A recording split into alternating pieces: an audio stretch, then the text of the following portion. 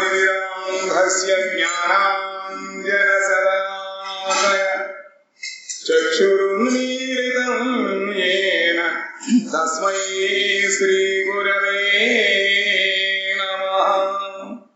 मूकं करोति वाचालं हंगुं लङ्घयते गिरिं यत्कृपातमहं वन्दे श्रीगुरुं दीनतारणम्।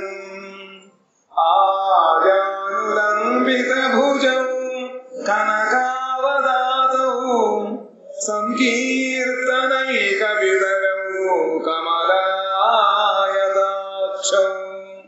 विश्वम्भरौ द्विजवरौ युगधर्मपालौ वन्दे जगत्प्रियकरौ करुणावतारौ।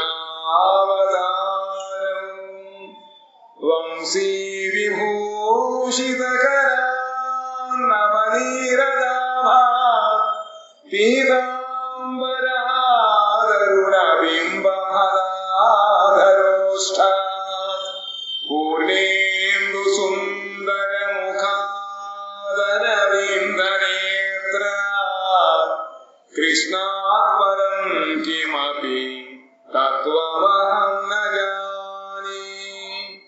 राधे वृन्दावनाधीशे करुणामृतवाहिनी कृपया निजपादाब्ज दास्यं मह्यं प्रदीयताम्।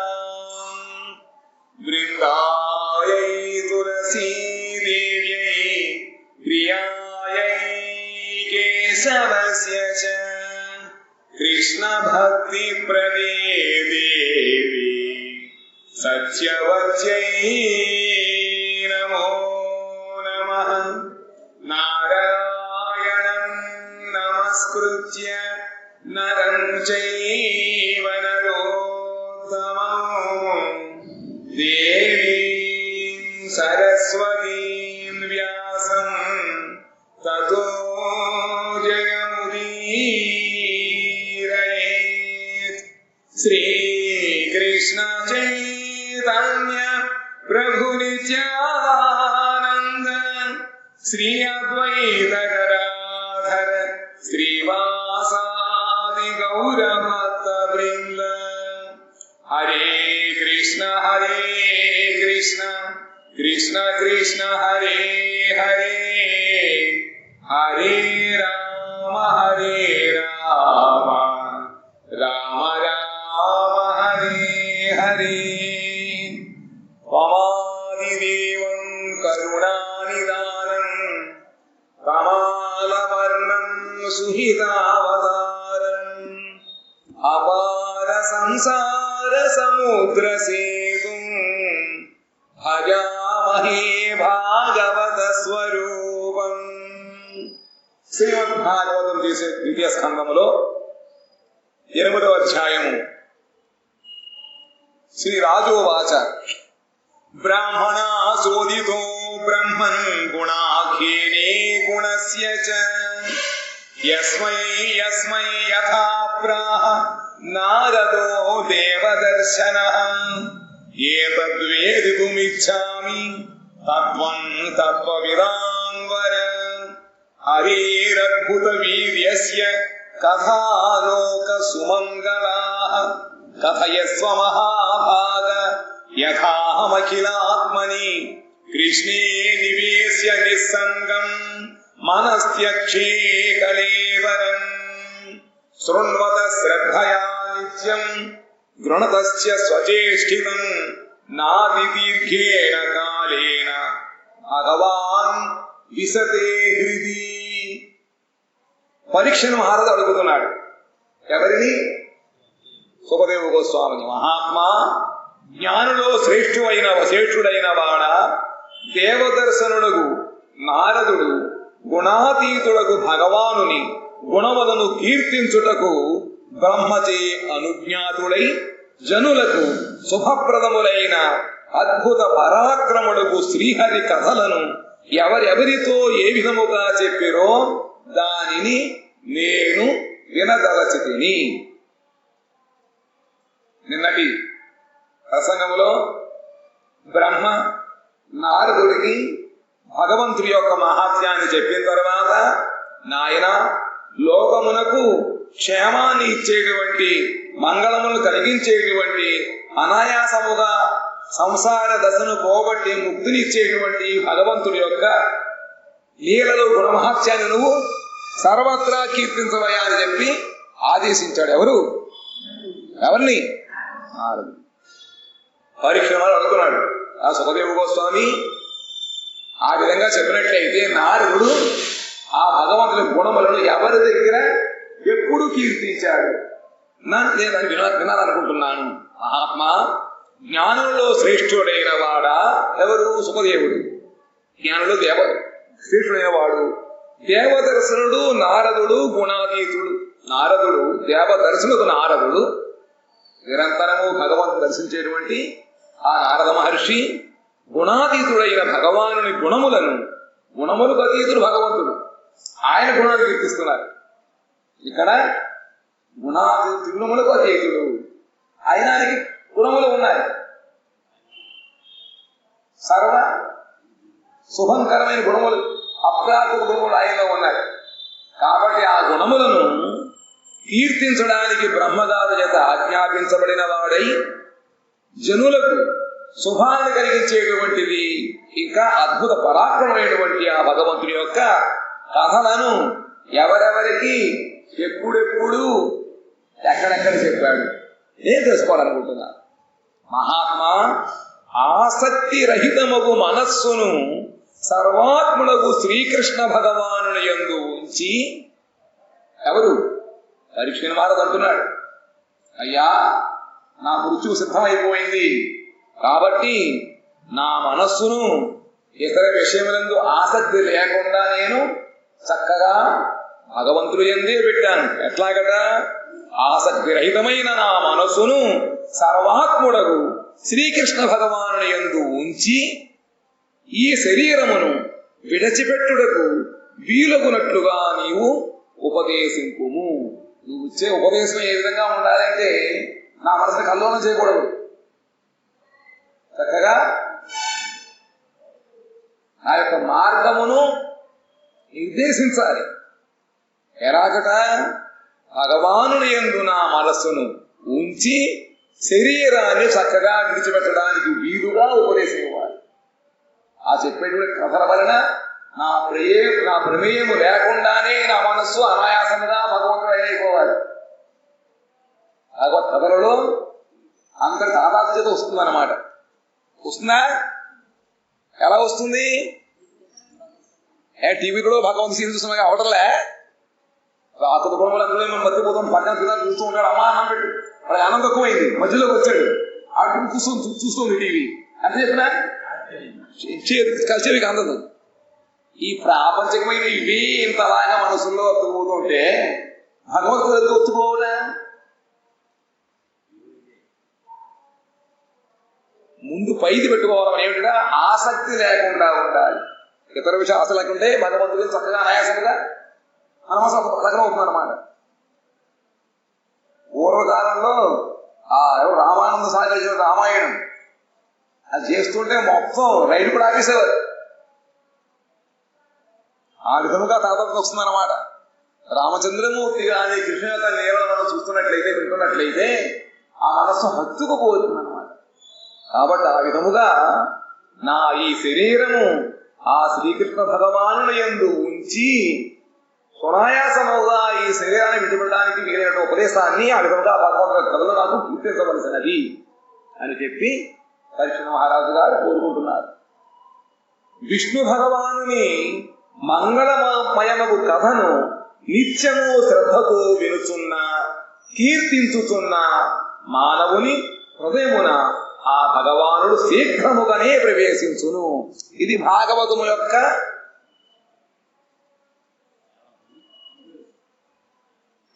ఏమిటి? సూచన లేదా ప్రమాణము లేదా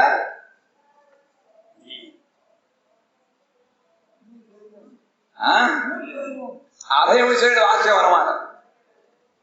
ఇది అసలు సత్యం అసత్యం కాదు. ఇది ఎవరైతే భగవానుడు విష్ణు భగవాను యొక్క మంగళమయమైన కథను నిత్యమో శ్రద్ధతో, అక్కడ శ్రద్ధ ఉండాలి, శ్రద్ధతో వినుచున్నా లేదా కీర్తించినా అటువంటి మానవుల హృదయములలో భగవంతుడు శీఘ్రముగానే నాతి దీర్ఘేణ కాలేన, నా అతి దీర్ఘేణ కాలేన, ఎక్కువ సమయం అక్కర్లేదురా, తక్షణ సద్యో హృద్యవరుధ్యతే అత్ర కుతుర్భీమర్, వింటే వెంటనే భగవంతుడు హృదయంలో కూర్చుంటాడు. ఎలాగంటే శ్రద్ధగా వినాలి. శృణ్వతః శ్రద్ధయా నిత్యం గృణదశ్చ సచేష్టితం నాతి దీర్ఘేణ కాలేన భగవాన్ విశతే హృది. కాబట్టి భగవంతుడి యొక్క కథలను నిత్యం శ్రద్ధతో వింటున్నట్లయితే, వింటున్నా కీర్తించిన చెప్పేవాళ్ళు లేకపోతే మనం ఒక చక్కగా చదువుకోవచ్చు. ఎంత సులభంగా మనకి పుస్తకాలు పెట్టి చేస్తున్నారు. అలా వీటికి వస్తాయి. ఎందుకు రావు?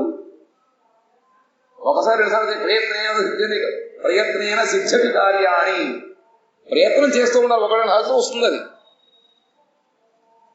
చూస్తేనే మనకి ముందు లోపల ఆనందంగా మొహం పెడతా ఉంటాం.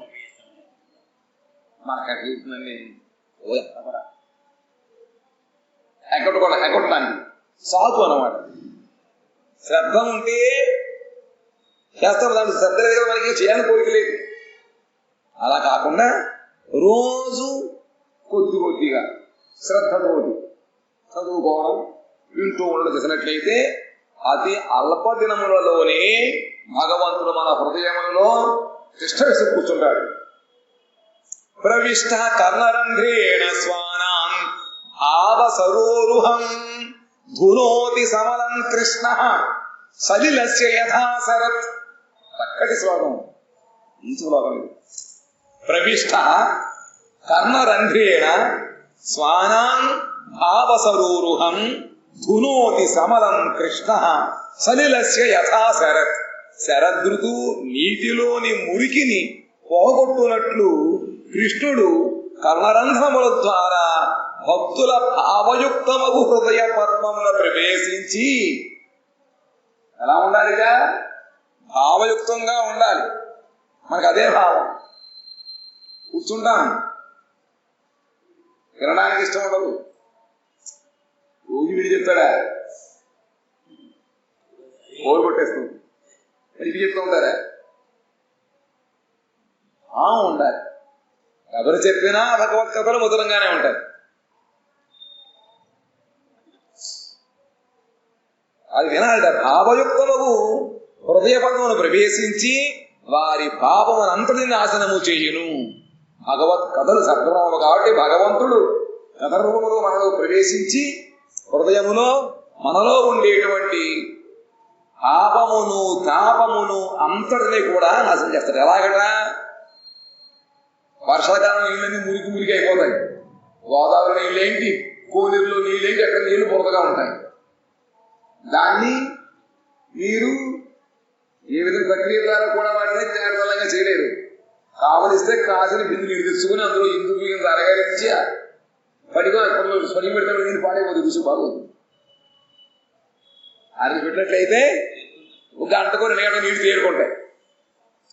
అదే శరత్కాలం వచ్చిందనుకోండి, అట్ల వస్తే నీళ్లు అట్లా తేలికో శుభ్రంగా ఉంటాయంటారా? శరత్కాలం వస్తుందన్నమాట. ఆ శరదృతు యొక్క చంద్రుడి కిరణాలకి సునాయాసముగా నదులలో జలములలో మురికి ఏ విధంగా అయితే కిందకి స్వచ్ఛంగా ఉండడానికి నీళ్ళన్నీ కూడా ఆ విధముగా భగవంతుడు మన కర్ణరంధ్రములో ప్రవేశించి ఆ మురికినంతని కూడా పామనుడి మురికిని పోగొడతాడు. స్వచ్ఛముగా మన మనస్సుల్ని చేస్తాడనమాట. శరదృతువు రాక వలన సర్వ నదులలోని తటాకములలోని జలముల యందలి మాలిన్యము సంపూర్ణముగా నశించున్నట్లు శ్రీహరి తన భక్తుల దాస్య సఖ్యాది భావరూపముకు కమలాసనమున కథారూపముతో ప్రవేశించి హృత్కమలము, హృదయంలో కమలము ఉంది. ఆ కమలములో జీవుడు ఉంటున్నాడు. ఆయన కూడా భగవంతుడు కూడా ఉంటాడు. కానీ భగవంతుడు మనకి ఎలాగ తెలియటం లేదు. వాడు భగవంతుడు ఆ హృదయంలో ప్రవేశించి దాస్య సఖ్యాది భావరూమగు అది ఉండాలి. ముందు భగవంతుని మనం ఏదో రసముతోటి సేవించాలి, సంబంధం పెట్టుకోవాలి. భగవంతుడు ప్రభువు, నేను సేవకుడిని, భగవంతుడు నాకు స్నేహితుడు, నేను అతనికి స్నేహితుడిని. ఆ విధంగా శాంత దాస్య సఖ్య వాత్సల్యాది భావములతో కూడినటువంటి హృదయములలో భగవంతుడు ప్రవేశించి సర్వవిధ పాపముల యొక్క కామ క్రోధాదుల యొక్క మాలిన్యమును నాశనము చేయును. అంతకంటే వేరే మార్గం మనకు అవుతుందా? మన స్వప్రయత్నం ద్వారా మనం ఏ గుణాన్ని వదులుకోము. నా కోపం దగ్గర కోపం వచ్చేస్తుంది, కోపం చెడగొడమే తెలుసు అని నేను ఒప్పుకుంటానండి. నాలో ఉన్నవన్నీ మంచి గుణాలు నాకు కోపం వస్తాయి. కానీ ఎదుటి వాళ్ళకి తెలుసు భగవంతుడు ఏ గుణంలో ఉండాలి, ఏ గుణంలో ఉండకూడదు. ఆ గుణములని నా ప్రమేయము లేకుండా తెలియకుండా తీసుకుపడేస్తూ ఉంటాడు. మిగతా సాధనలో అవన్నీ మనం తెలుసుకుని చితించాలంటే కొన్ని కోట్ల జనాలు పోతూ ఉంటాయి, అవన్నీ ఇంకా పెరుగుతూనే ఉంటాయి. కానీ ఒక్క ఈ ప్రక్రియ ద్వారా మాత్రమే అవన్నీ కూడా సునాయాసముగా అవన్నీ పోతాయి. ప్రవిష్ట కర్ణరంధ్రేణ స్వానాం భావ సరోరుహం భునోతి సమలం కృష్ణ సలిలస్య యథా శరత్. శరత్కాలములో నీళ్లు ఏ విధంగా అయితే చంద్రకిరణములకు చక్కగా తేలి నిర్మలంగా ఉంటాయో ఆ విధముగానే శ్రద్ధతో భావయుక్తమైన హృదయంతో ఎవరైతే భగవత్ కథలు వింటూ ఉంటారో వాళ్ళ కర్ణ రంధ్రము ద్వారా భగవంతుడు ప్రవేశించి వాళ్ళలో ఉండేటువంటి ఈ కామ క్రోధ లోభ మోహ మదమత్సార్య మదమాశ్చర్యాలు అని భగవంతుడి వాటిని దూరీభూతం చేసేసి తన హృదయంలో భగవంతు చక్కగా ప్రస్ఫుటిస్తూ వికసిస్తూ ఉంటాడు అన్నమాట. అందుకని చెప్పి నేను భగవత్ కథలు వినాలనుకుంటున్నానయ్యా. ఆవిడ చెప్పవలసిందిగా పరీక్షిత మహారాజు సుఖదేవ గోస్వామిని ప్రార్థించాడు. ధౌతాత్మా పురుష కృష్ణ పాదమూలం నముంచతి ముక్త సర్వ పరిక్లేశ పాంధ స్వశరణం యథా. సర్వవిధ క్లేశము నుండి విముక్తుడైన పాఠశారి ప్రవాసము నుండి వచ్చిన అతికుడు తన గృహమును విడువనట్లు పాపరహితుడగు రాగ ద్వేషాది క్లేశరహితుడగు పురుషుడు కృష్ణ పాదమూలమును విడువడు. ఒక ఆయన ఏదో పని మీద పొరుగు దేశం ఎక్కడికో వెళ్ళాడు. రోజు వాడు తిరిగాడు, తిండిలో తిరగలిసిపోయాడు. ఇంటికి వస్తే చక్కగా హాయిగా నిద్రపోతాడు, పొట్ట నిండా తిని కంటే నిద్రపోతాడు. మళ్ళీ వెళ్ళమన్నా వెళ్ళాడు. అంటే స్వగృహంలో వాసం అంటే అంత నిర్భయముగాను సుఖంగాను ఉంటుందన్నమాట. ఆ విధముగానే ఎవరి హృదయమైతే రాగ ద్వేష క్లేశాది రహితులై ఉంటారో అటువంటి పురుషులు ఒక్కసారి భగవంతుని ఆశ్రయించినట్లయితే ఆ భగవంతుని యొక్క పాదాలను వాడికి వదిలిపెట్టరు. ఆ విధముగానే ఎవరి హృదయంలో అయితే కామక్రోధాదులు లేకుండా చక్కగా శాంతముగా ఉంటాయో వాళ్ళ హృదయములో ఒక్కసారి భగవంతుడు ప్రవేశించినట్లయితే వాటిని వెళ్ళడు, ఇరుడు అనమాట. కృష్ణుని కంటే అభిన్నమగు కృష్ణగాథలను వినుట వలన మానవుని అంతఃకరణం పరిశుద్ధమగును. భగవంతుడికి భగవత్ కథలకు వ్యత్యాసం లేదు. బెంగాలీలో కృష్ణ కథాయ్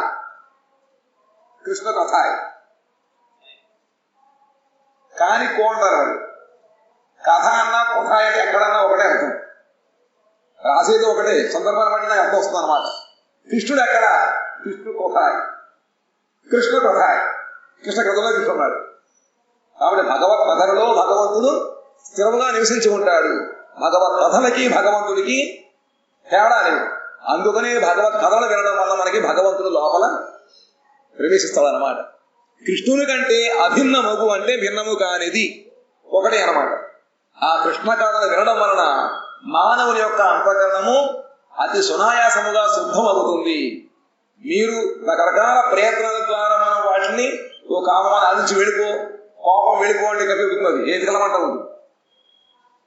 మన యొక్క సాధన ద్వారా కామక్రోధ లోభ మోహ మద వాసనలు విడుచుకోలేము. కోరిక కనిపించినా మరి తరచుగా ఉంటాయి. సౌభరి మహర్షి 60,000 సంవత్సరాలు అన్ని విడిచిపెట్టి నీళ్ళల్లో కింద గంట ఎక్కడో దూరి తపస్సు చేస్తున్నట్ట. ఆహారం ఏం లేదు, అరిచివరగా జయించాడు. కానీ ఒక్కసారి కళ్ళు చూసేటప్పటికీ కళ్ళ ముందు చేపల జంట కనపడింది. దాంతో మళ్ళీ ఆయనకి బయటకు వచ్చి సంసారం చేసుకున్నాడు. ఇంత 60 సంవత్సరాలు చేసిన తపస్సుతో వృధా అయిపోయింది. కానీ అదే కనుక భగవంతుడు ఎందుకనగా మనం ఇటు ప్రవేశపెట్టినట్లయితే ఇంద్రియాలకి ఎప్పుడు కూడా వాటిని మనం ఒక స్థానం చూపించాలి. వాటిని మనం అరెస్ట్ చేస్తే ఉండదు. నీరు ప్రవహిస్తూ ఉంటుంది, నీరు ఎప్పుడు ప్రవహిస్తూ ఉంటుంది. ఎంతకాలం ఆనకట్ట వేస్తారు? ఆనకట్ట వేసేప్పుడు నీళ్ళ మళ్ళీ మళ్లింపు చేయాలి. వాటిని ఆ నీళ్ళ మార్గం మనం మళ్లింప చేయబోయినట్లయితే ఎంత పెద్ద ఆనకట్టైనా కొట్టివాడేస్తుంది. ఆ విధంగానే ఇంద్రియాలను మనం ఎప్పుడు కూడా పట్టి ఉంచకుండా వాటిని సన్మార్గంలో పెట్టాలి. భగవత్పరమైనటువంటి పనులు చేస్తున్నట్లయితే అవి కూడా మంచి పని దొరికి అవి శాంతముగా ఆ భగవత్ సేవలో నిమగ్నమై ఉంటాయి. కాబట్టి ఆ భగవత్ కథలలో అంతటి మహత్యం ఉందన్నమాట. ధనాద్యుపార్జన క్లేశము నుండి నిర్ముక్తుడై అనగా పరిపూర్ణముగా అర్థమును సంపాదించి ప్రవాసము నుండి తన గృహమునకు ఏతించును. బతుకుని సర్వాసలో నివృత్తి చెందుటచే అతడు తన గృహములోని శాంతిని విడిచి మరి అచ్చడికి నీ వెడలడు. ధనం ఉపార్జించుకోవడం కోసం ఆయన బయటికి వెళ్ళాడు. చాలా సంఖ్య ధనం సంపాదించుకొచ్చాడు. ఇంటికి వచ్చాడు. ధనము ఉంది, తన సొంత ఇల్లు ఉంది, ఇంకేం అవసరం అవుతాయి? కాబట్టి ఆ ఇంటి చూడ వెళ్ళడు. సదుపాయాలు తన ఇంటికి వస్తాయి ధనం ఉంటే. ఆ విధంగా కృష్ణపాదవులు ధనాన్ని మనం అర్జించుకున్నట్లయితే ఇంకా మన యొక్క మనస్సు ఇంకా వేరే ఇతర వెళ్ళదన్నమాట. ఎందుకంటే అశోకము అభయమునకు ఆధారము. అశోక అభయ అమృత ఆధార తొమారు చరణ ద్వయ్ అహాత ఏకను విశ్రామలోభియ సాడిను అవేరపోయ్. భగవంతుని యొక్క పాదములు అభయమునకు అశోకమునకు అమృతమునకు ఆధారం. అక్కడ అమృతం ఉంటుంది, భయం ఉండదు, శోకం ఉండదు. ఆ భగవత్ పాదపద్మాన్ని మనం ఆశించినట్లయితే ఇంకా మన సంసార భయం ఉండదు కదా.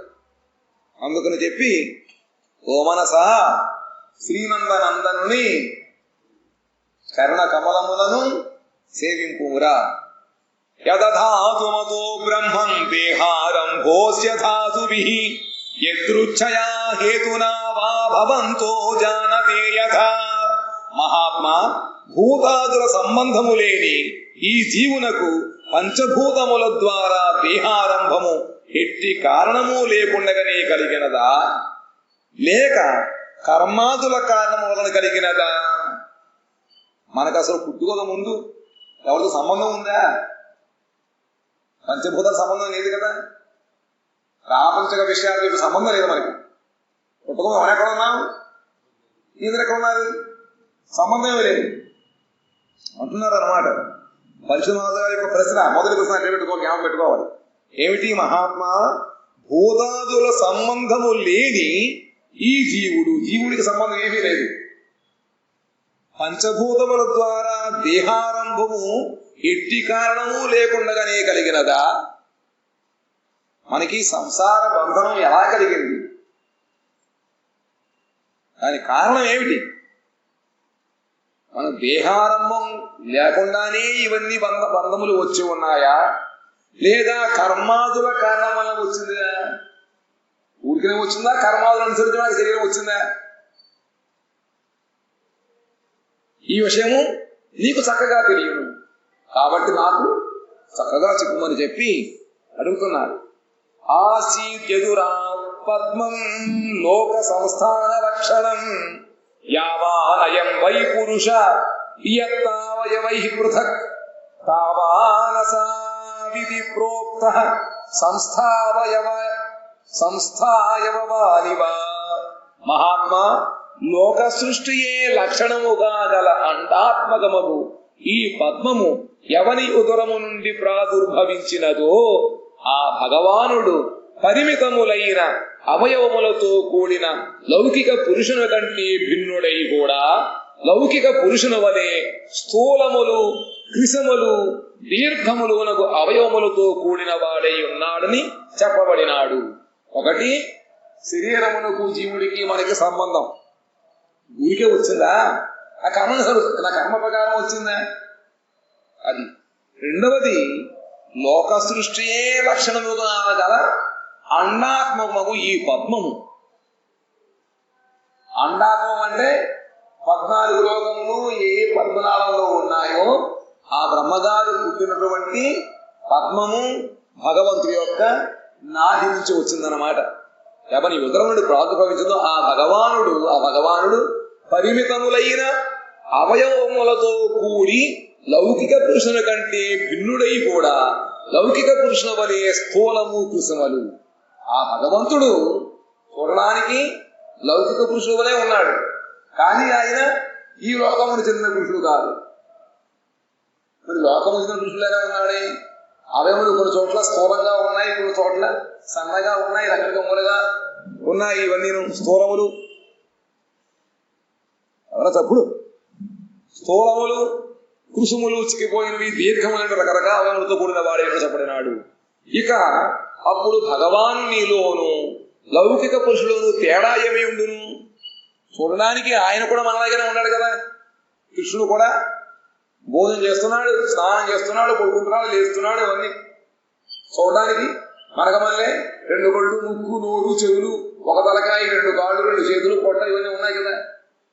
మరి ఆయనకి మాసగా తేడా ఏమిటి? లౌకిక తేడా ఏమి ఉండును? ఎన్నో ప్రశ్న ఇది.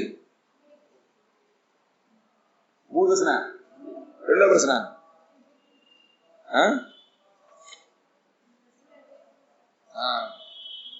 ఒకటి, పంచభూతన కలిగిన శరీరము తానంతటదే వచ్చిందా, లేకపోతే నా కర్మ ఫలితంగా వచ్చిందా? రెండవది, భగవంతుడు ఆయనకి లౌకిక పురుషులే ఉన్నప్పటికీ అయినా లోకమును చెందినటువంటి అవయవానికి లేవు. అయినప్పటికీ చూడడానికి ఆయన మనం ఒకలాగానే ఉండవు కాబట్టి రెండింటికి తేడా ఏముంది? రెండవ ప్రశ్న. అజసృజతి భూతాని భూతాత్మాయదనుగ్రహాత్ దదృశేయేన తద్రూపం నాభిపద్మ సముద్భవ. భూతాత్ముడకు సర్వభూతముల స్రష్టయు వ్యష్టి జీవులకు నియంతయునగు బ్రహ్మ భగవానుని నాభికమలము నుండి జన్మించి ఆయన దయతో భూతములను సృష్టించుచున్నాడు. ఆయన ఆ భగవానుని రూపమును దర్శించెను. పరీక్షలో చాలా జ్ఞానం ఉంది. ఆయన అడుగుతున్నాడు ఏమిట? భూతాత్ముడైనటువంటి బ్రహ్మ సర్వభూతముల స్రష్ట వ్యష్టి జీవులకు నియంత. బ్రహ్మగారు సర్వజీవులు సృష్టిస్తున్నాడు దేహాలని, అంతేకాకుండా వాళ్ళ యొక్క విధిని కూడా రాస్తున్నాడు కాబట్టి నియంత. ఈ బ్రహ్మ భగవానుడి యొక్క నాభికమలం నుంచి ఆయన ఉద్భవించాడు. జన్మించి ఆ భగవంతుని దయతో భూత సృష్టి చేస్తున్నాడు. ఆయన భగవంతుని చూసి దర్శించాడు కదా. దర్శించాడు. సచాపి యత్ర పురుషో విశ్వస్థిత్యుద్భవాప్యయః ముక్త్వాత్మమాయాం మాయే సహ సేతే సర్వగుహాశయః పురుషావయవైర్లోకాః సపాలాః పూర్వకల్పితాః లోకైరనుష్యావయవాః సపాలైర్తి సుశ్రుమా. ప్రపంచమునకు సృష్టి స్థితి లయములను కలుగు చేయవాడును. ప్రపంచమునకు సృష్టి స్థితి లయాన్ని కలగజేసేవాడు సర్వాంతర్యామియు ప్రకృతి ఈక్షణకర్తయు అగు ఆ పురుషుడు మాయాధీశుడు అయ్యును ఆత్మమాయును బహిరంగమాయను విడచి స్పృశింపకయే శయనించు స్థానమును గూర్చుని చెప్పుము. ఆ భగవంతుడు ప్రపంచమును సృష్టించేవాడు, పాలించేవాడు, పోషించేవాడు, సర్వ అంతర్యామి, ప్రకృతి ఈక్షణకర్త. ఆయన ప్రకృతిని చూస్తేనే శోభించి అందులోంచి అన్ని కూడా పిల్లలు పుట్టేశాడు. మహాతత్వం అన్ని వచ్చి సృష్టి ప్రారంభమైంది. ఆయన మాయాధీశుడు, ఆత్మమాయను, ఆ విధంగా ఆయన మాయ ద్వారా సృష్టించినప్పటికీ మాయని స్పృశింపకుండానే దాని మీద శయనించి ఉన్నాడు. అలాగన్నాడు. ఆ విరాట్ పురుషుని అవయముల ద్వారా ఇంద్రాది లోకపాలులతో పాటు లోకములు కూడా పూర్వమందే కల్పితములై ఉన్నవి. ఈ లోకాలన్నీ కూడా విరాట్ పురుషుని అందే ముందు నుంచే కల్పబట్టి ఉన్నాయి మనలో. ఇక్కడికి లాగా అక్కడికి ఆయన ముందు నుంచే అన్నీ కూడా అక్కడ నియమించబడి ఉన్నాయి. లోకపాలులతో పాటు కూడా ఏ లోకాన్ని ఎవరు పాలించాలో అవన్నీ ఉన్నాయన్నమాట. ఈ రెండులు విశేషం ఉందా చెప్పవలసింది. మళ్ళీ ఇందులో ఏమి విశేషమో చెప్పవలసిందని చెప్పి పరీక్షణ మహారాజు గారు ఈ విధముగా సుఖదేవ గోస్వామిని మనకందరికీ పనికి వచ్చే తత్వజ్ఞానము తెలియజేసేటువంటి ప్రశ్నలు ఎన్నింటిలో అడిగాడు ఆయన. ఇంకా ఏమడిగాడో మనం తెలుసుకున్న తర్వాత సమాధానం చెప్తే తర్వాత వాంఛాకల్పతరుభ్యశ్చ కృపా సింధుభ్యయేవ చ పతితానాం పావనేభ్యో వైష్ణవేభ్యో నమో నమః. మార్గాలే